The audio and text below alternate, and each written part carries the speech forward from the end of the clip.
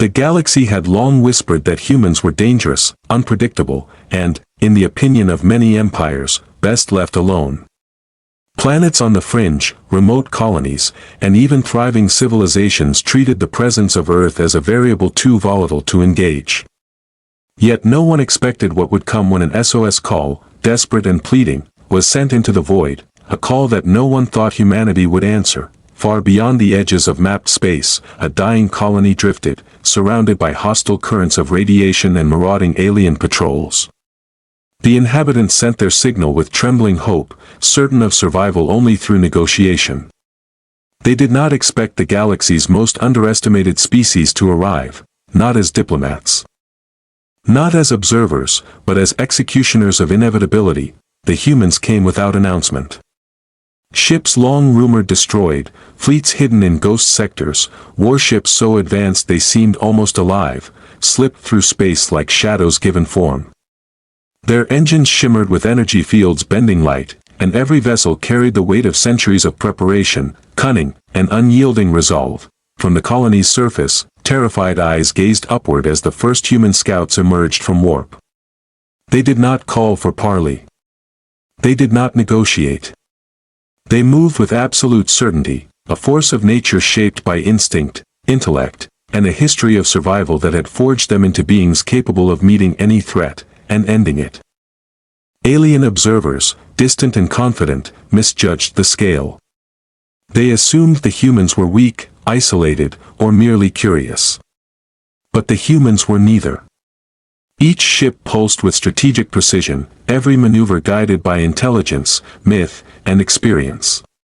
What the galaxy had labeled erratic, emotional, and dangerous was in truth a species that had learned to turn chaos into order, instinct into calculation, and survival into inevitability. As the fleet approached, the dying colony's attackers, those who had sent the SOS in blind desperation, glimpsed the impossibility of their error. The humans did not fire indiscriminately. They did not scream across the void with threats. They moved. Precise and unstoppable, a silent force that reshaped the battlefield before a single weapon was discharged. The first lights of human engines reflected off shattered asteroids, the glow of adaptive shields casting intricate patterns across the void. From the perspective of the aliens, it was a storm of inevitability.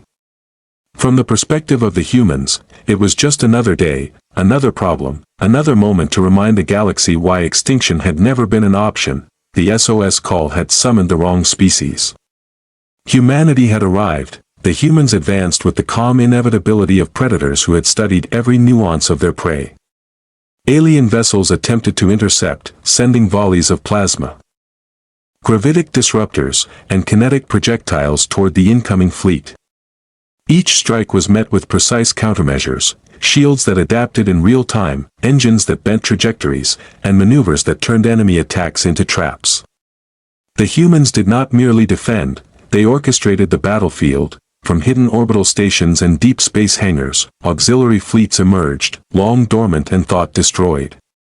Their engines flared in perfect synchronization, forming patterns across the void that were both beautiful and terrifying. Every movement was informed by instinct, by collective memory, and by the lessons encoded in humanity's myths and stories. Tales of survival. Cunning victories, and improbable feats now guided weapons, shields, and engines alike. The alien attackers faltered. Their formations, meticulously designed over centuries, fractured under the precision and foresight of the human armada. Miscalculations and collisions rippled through their ranks. Every attempt to regroup, to counterattack, only played into the humans' design. They moved with a rhythm no computer, no council, and no veteran fleet could match, a rhythm of anticipation, of inevitability. The flagship of humanity glowed with controlled power, releasing pulses that coordinated the movements of every allied vessel. Energy beams bent space to avoid hazards, torpedoes curved around enemy formations. And entire corridors of safe passage were created mid-combat. The humans' assault was not chaos. It was artistry, a living embodiment of legends made real. Alien commanders attempted desperate communication, sending warnings and pleas, yet they could not alter the outcome. Their fleets became caught in the humans' web, forced into positions where every strike and every movement had already been accounted for. Humanity was not only winning, they were teaching the universe a lesson in strategy, intuition, and the deadly precision of a species underestimated for far too long. From the surface of the dying colony, survivors watched as human ships carved paths of light and energy across the void. Fear turned to awe.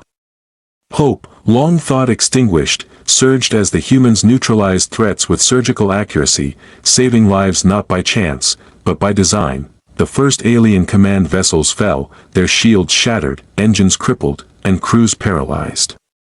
Humanity did not celebrate. They advanced. The galaxy had misjudged them. The SOS had summoned the wrong species, and now the Deathworlders' fleet was about to learn the cost of underestimating humanity. The human fleet advanced deeper into enemy territory, moving like a single organism. Ships that had been whispered about in legends now gleamed in reality, adaptive hulls bending light, weapon systems humming in synchrony. Engines pulsing with quiet authority. Alien fleets tried to form defensive lines, but every maneuver the humans anticipated, every counterattack was neutralized before it could even begin. The Helios lattice connected Earth to the fleet, invisible threads of energy, information, and strategy guiding each ship with uncanny precision. Every pulse, every calculation, every decision flowed from centuries of accumulated wisdom, encoded in the instincts of a species that had survived countless threats. Myths and stories were no longer tales, they were tactical templates, shaping every strike, every evasive maneuver, every coordinated assault. Alien commanders panicked. Ships collided. Shields overloaded, and communication grids faltered under the humans' relentless advance. The numerical advantage of the Deathworlders' fleet counted for nothing against an opponent that moved with perfect coordination, foresight, and creativity. The humans were unpredictable, intelligent, and patient, qualities no empire could calculate or counter. The flagship released a second wave of attacks, not indiscriminate but surgical. Gravitic torpedoes bent around enemy formations, energy beams penetrated shields without collateral damage, and every strike disrupted command structures, leaving fleets paralyzed. The humans did not simply destroy, they controlled, manipulated, and anticipated every reaction. From hidden orbital platforms, smaller human ships weaved through the battlefield, creating safe corridors for larger vessels while herding enemy forces into traps. The galaxy had never seen warfare conducted with such elegance, a symphony of violence and precision guided by instinct and legend. The central command vessels of the Deathworlders trembled. Shields flickered, engines shuddered, and communications broke apart. Their centuries of training, strategy, and technology meant nothing against a species that had learned to anticipate the impossible. Humanity had turned myth into reality, instinct into precision, and defiance into inevitability. Above the battlefield, energy trails shimmered, reflecting the quiet determination of a species that refused to vanish. Humanity had arrived, not as supplicants or negotiators, but as the reckoning the galaxy had long underestimated. The alien fleet was collapsing under the weight of human strategy, each formation unraveling like threads pulled from a tapestry. Command ships faltered, cruisers collided, and shields flickered under the relentless, precise strikes of the human armada. There was no chaos in the humans' advance, only calm inevitability, each movement deliberate, every action a testament to centuries of survival, foresight, and the legends that had guided their species, from hidden stations and orbital platforms. Auxiliary fleets moved in perfect harmony with the main force. Engines pulsed, shields shimmered, and weapons discharged with surgical accuracy. The Helios lattice connected every vessel, every station, every sensor, creating a living network that guided human action across light minutes of space. The myths and stories that had once inspired generations now orchestrated the battlefield itself. The Deathworlders' commanders scrambled to regroup, to salvage order from the disarray, but every maneuver had already been anticipated. Every counterattack played into human design. Their centuries of tactical training were rendered meaningless by instinct, intuition, and the quiet, unyielding precision of a species that had mastered the art of survival. The human flagship advanced on the central command vessel of the enemy. Energy pulses illuminated the void, shields shimmered under the assault, and systems faltered one by one. Surrounding fleets were paralyzed, unable to respond as the humans dictated every movement, turning desperation into inevitability. The aliens had thought they were pursuing prey, but they were trapped in the net of a predator who had studied every motion in advance. From the surface of the colony, survivors watched the battle unfold, or replacing fear. Every strike, every movement, every pulse of energy spoke of intelligence, patience, and pride. Humanity was teaching the galaxy that survival was not luck. Dominance was not entitlement, and legends could become reality when a species refused to be forgotten. The Deathworlders' fleets began to retreat, fractured and demoralized. The humans did not cheer, they did not gloat. They advanced steadily, calmly, with the quiet authority of inevitability, proving that the species they had dismissed as extinct was not only alive but unstoppable. The human fleet pressed the advantage relentlessly, moving like a tide that could not be stopped. Alien ships that had once seemed invincible now drifted powerless, their weapons silent, their crews scrambling in confusion. Every movement of the humans was guided by instinct, strategy, and the wisdom of legends. A species forged by survival and tempered by centuries of defiance. From hidden orbital stations and deep space hangars, auxiliary fleets emerged, their engines flaring in perfect synchronization. Every vessel moved with precision, weaving patterns across the void that were both beautiful and deadly. What the galaxy had dismissed as unpredictable human behavior was in truth meticulous calculation, informed by collective memory, intuition, and the stories of ancestors who had survived impossible odds. The Deathworlders' commanders attempted desperate counterattacks, launching volleys of gravitic torpedoes and energy beams, trying to regain control of the chaos spreading through their ranks. Every strike, however, was anticipated and neutralized. Human ships moved fluidly, converting enemy attacks into opportunities, exploiting weaknesses the aliens had assumed were invisible. The central command vessels of the Deathworlders quivered under precise, surgical strikes. Shields collapsed, engines faltered, and communications fractured. Entire fleets were trapped in the humans' orchestrated patterns, their every reaction predicted and countered before it could manifest. The galaxy had underestimated humanity, and now it was paying the price. From the colony below, survivors watched in awe as human ships carved paths of light and energy through the void. Hope surged where despair had reigned. The humans neutralized threats not by chance, but by design, proving that courage, intelligence, and instinct could overcome even the most formidable adversaries. The Deathworlders' retreat became inevitable. Their fleets scattered, broken and demoralized, as the humans advanced with calm authority. What had once been a galaxy convinced of human extinction now realized the undeniable truth. Humanity had returned, not for negotiation or mercy, but to reclaim its place among the stars. The battlefield fell into a tense, silent void.